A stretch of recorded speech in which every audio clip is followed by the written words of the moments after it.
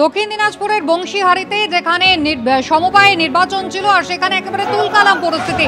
বিজেপির মণ্ডল সভাপতিকে বেধড়ক মারধর করা হয়েছে বলে অভিযোগ। ভোট দিতে আসায় বাধা দেয় তৃণমূল কংগ্রেস, এমনটাই অভিযোগ উঠেছে। বংশীহারির পাথরঘাটায় নীলকণ্ঠী কৃষি উন্নয়ন সমবায় সমিতির নির্বাচন ছিল আর সেখানে বিজেপির মণ্ডল সভাপতিকে বেধড়ক মারধর করা হয় বলে অভিযোগ।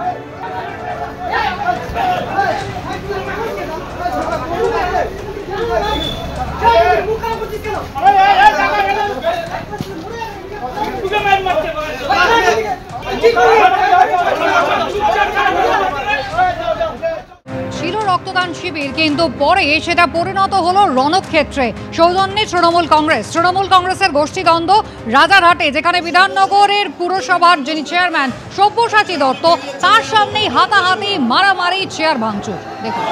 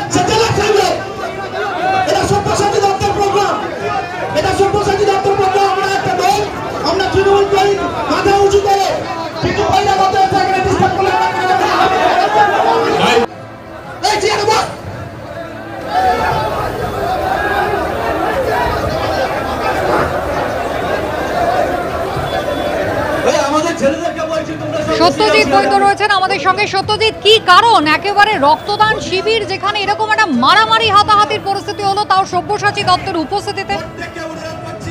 দেখো কুসুমিতা, তোমাকে প্রথমেই বলে রাখি যে সকাল থেকেই লস্করহাটি যুবকবৃন্দ এদের উদ্যোগে লস্করহাটিতে একটা রক্তদান শিবির চলছিল এবং যেখানে যে সময় এই গন্ডগোলের সূত্রপাত, সে সময় কিন্তু সব্যসাচী দত্ত, তৃণমূলের নেতা, তিনি কিন্তু স্বয়ং মঞ্চে উপস্থিত ছিলেন এবং তার যে অনুগামী, যাদের যে দুই অনুগামীর বিরুদ্ধে নিজেদের মধ্যে ঝগড়ায় জড়িয়ে পড়ার অভিযোগ উঠছে, তার দুই অনুগামী বাহার আলী লস্কর এবং ইজাজুল লস্কর, এদের লোকজন নিজেদের মধ্যে তখন কিন্তু বাকবিতণ্ডা শুরু করে এবং তারপর পরিস্থিতি এতটাই জটিল হয়ে যায় যে তাদের মধ্যে শুধুমাত্র কথা কাটাকাটি নয়, হাতাহাতি এবং রীতিমতো চেয়ার ছোড়াছুড়ির পর্যায়ে চলে যায় এবং এই দুই গোষ্ঠী তারা কিন্তু সব্যসাচী দত্তেরই অনুগামী, এমনটাই জানা যাচ্ছে। এবং কিসের থেকে যে তাদের মধ্যে এই গন্ডগোলের সূত্রপাত তা কিন্তু জানা যায়নি।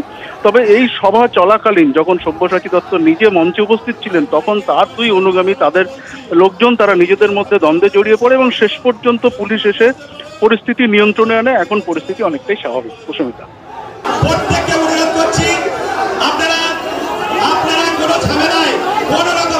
রাজারহাটে রক্তদান শিবির আর সেখানেই এরকম সাংঘাতিক পরিস্থিতি তৈরি হলো, যেখানে বিধাননগর পুরসভার চেয়ারম্যান সব্যসাচী দত্ত তিনি উপস্থিত ছিলেন, কিন্তু তারপরও তৃণমূল কংগ্রেসের দুই গোষ্ঠী একে অপরের সঙ্গে হাতাহাতিতে জড়িয়ে পড়লো, এমনকি ভাঙচুর পর্যন্ত হলো রক্তদান শিবির।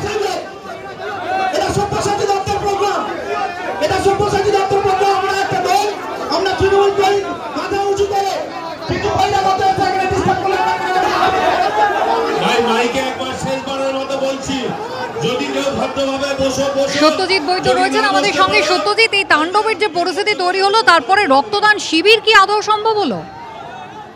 দেখো কুসুমিতা, তুমি খেয়াল করলে দেখতে পাবে যে এখানে কিন্তু আয়োজকদের পক্ষ থেকে বারবার দুই পক্ষকে কিন্তু শান্ত হওয়ার জন্য আবেদন করা হচ্ছিল এবং পরিস্থিতি এতটাই জটিল হয়ে গিয়েছিল যে একেবারে রণক্ষেত্রের আকার ধারণ করে। দুই গোষ্ঠী তারা নিজেদের মধ্যে প্রথমে বাকবিতণ্ডা, তারপর হাতাহাতি, এমনকি চেয়ার ছোড়াছুড়ি করতে থাকে এবং যে কারণে কিন্তু বেশ কিছুক্ষণ ধরে রক্তদান শিবিরের কাজ স্থগিত করে দেওয়া হয় এবং তারপর পরিস্থিতি স্বাভাবিক হতে সবকিছু ঠিকমতো চলছে রক্তদান শিবিরের কাজ।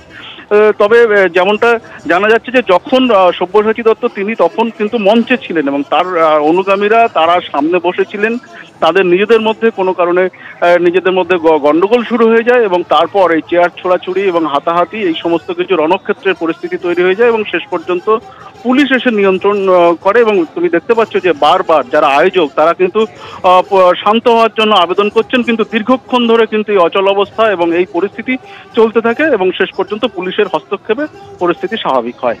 কুসুমিতা, আপাতত পুলিশের হস্তক্ষেপে পরিস্থিতি স্বাভাবিক হয়েছে, কিন্তু অবস্থা একবার দেখুন। একটা রক্তদান শিবির যাকে ঘিরে তৃণমূলের দুই গোষ্ঠীর মধ্যে সংঘর্ষ, চেয়ার ভেঙে টুকরো টুকরো হয়ে গিয়েছে, হাতাহাতি মারামারি, এবং তাও কিন্তু সব্যসাচী দত্তের উপস্থিতিতে।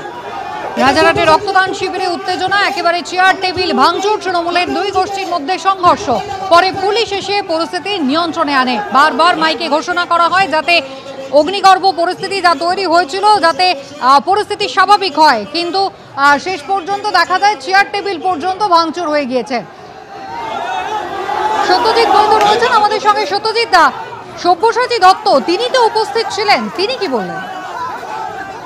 দেখো, সব্যসাচী দত্ত নিজেই কিন্তু বারবার আবেদন করছিলেন দুই পক্ষকে শান্ত হওয়ার জন্য, এবং তুমি দেখতে পাচ্ছ যে তারই দুই অনুগামী পাহাড় আলী লস্কর এবং ইজাজুল লস্কর, এই দুজনের সঙ্গে যারা লোকজন ছিলেন তারা কিন্তু নিজেদের মধ্যে ঝামেলায় জড়িয়ে পড়ে। তোমাকে বলে রাখি যে লস্করহাটি যুবক বৃন্দ এদের আয়োজনে কিন্তু সকাল থেকে রক্তদান শিবির চলছিল এবং যেখানে সব্যসাচী দত্ত তিনি নিজে উপস্থিত ছিলেন এবং তার উপস্থিতিতেই এই গন্ডগোলের পরিস্থিতি এবং এই রণক্ষেত্রের চেহারানায় ওই এলাকা, এবং যে কারণে বেশ কিছুক্ষণ রক্তদান শিবির বিঘ্নিত হয় এবং তারপর পরিস্থিতি কিছুটা স্বাভাবিক হয় পুলিশের হস্তক্ষেপে। যদিও সব্যসাচী দত্ত এই পুরো বিষয়টা তেমন ভাবে আমল দিতে চাননি এবং এখন পর্যন্ত এই মুহূর্তে যা পরিস্থিতি তাতে পরিস্থিতি অনেকটাই স্বাভাবিক। কুসুমিতা, হ্যাঁ, তার কারণ একটা ভুল আমাদের হয়েছে, গেটটা খুব ছোট হয়ে গেছে, লোক অনেক বেশি হয়ে গেছে, সেই কারণে সেই জন্য না মারামারি হয়নি ভাই। ঢুকতে গিয়ে এইটুকু গেটে আপনারাও দেখছেন, আপনারা তো 10 জন এসছেন মিডিয়ার লোক,